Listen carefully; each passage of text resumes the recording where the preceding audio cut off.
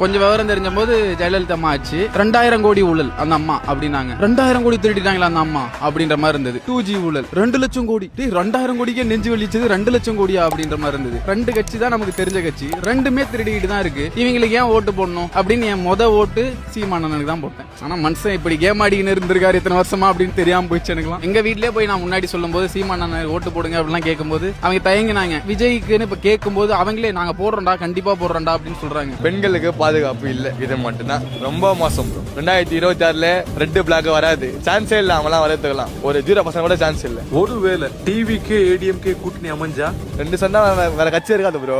அப்போ சொன்னதான் இப்போ சொன்னதான். அப்போ 2 கட்சியை சேர்ந்துச்சுன்னா ஆச்சு அழகா போச்சு. 2026 உட்கார வச்சிடலாம். புள்ளி பதுங்கதே பயத்துக்கு தான் ப்ரோ.